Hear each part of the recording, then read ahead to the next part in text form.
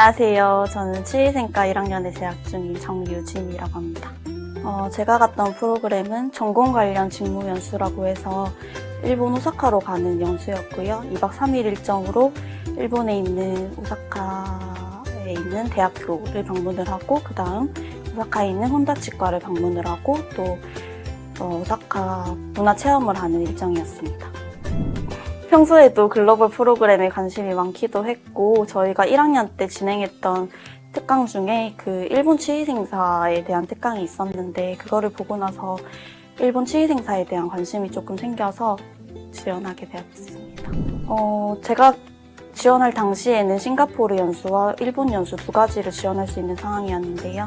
싱가포르는 그냥 문화교류 같은 그런 형태의 연수이고 일본은 전공 관련 직무 연수라고 해서 이제 일본에 있는 치위생과를 방문하고 치과를 방문하는 거기 때문에 저희 전공과 더 맞다고 생각을 해서 일본으로 지원하게 되었습니다. 아무래도 여행에서 경험할 수 없는 외국의 대학교에 들어가서 외국의 대학교는 어떻게 강의를 하는지 커리큘럼은 어떻게 되는지 이런 것도 가까이서 지켜볼 수 있고요.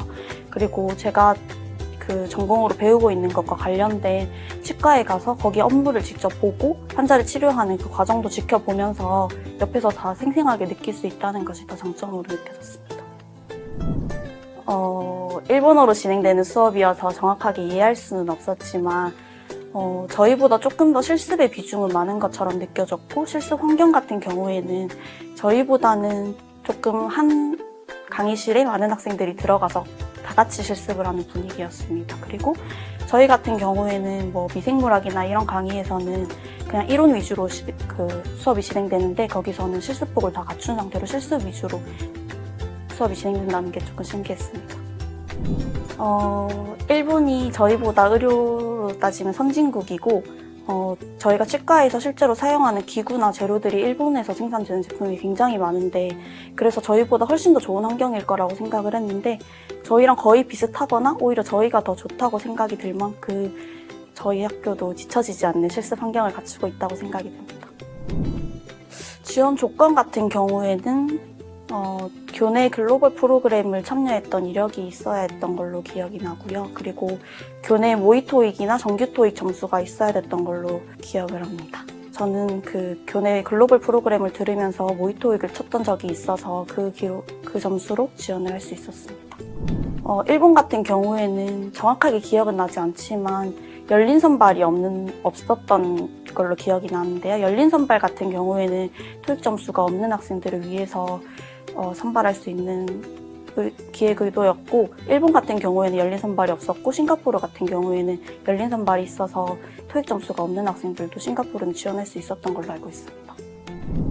배웠던 걸로 기억에 남는 거는 치과에서 저희랑 다르게 1인 시스템으로 운영이 됐던 게 좀 많이 신기했고 치과 가면 저희가 그 미러 같은 거울도 있고 핀셋도 있고 날카로운 기구도 있고 그렇잖아요. 그 병원은 그 세 개가 없는 병원이었거든요. 그 세 개가 가장 기본적인 기구인데 그 원장님도 말씀하시기를 자기들의 치과는 충치에서 원인을 찾는 게 아니라 환자의 마음가짐과 환자의 식습관 그리고 환자의 생활 환경이나 아니면 구취가 발생할 수 있는 소화계의 문제까지 보는 치과이기 때문에 굳이 그게 필요가 없다고 하셨어요. 저는 치과 같은 경우에는 그 기구 세 가지를 기본으로 이제 진료를 한다고 생각을 했는데 이런 식으로 더 넓은 범위로도 진료를 할 수 있구나라는 생각이 드는 경험이 되었습니다. 아마 이 프로그램을 가고 싶지 않아 하는 학생은 없을 거라고 생각이 되는데 아마 지원을 못해서 기회가 안 돼서 못 가는 친구들이 많을 거라고 생각이 들어요. 그래서 조금 귀찮더라도 글로벌 프로그램도 참여를 해보고 토익 점수도 조금 마련을 해놔서 남들이 경험할 수 없는 것들을 경험을 해서 그게 자신의 무기로 만들 수 있는 기회가 됐으면 좋겠습니다.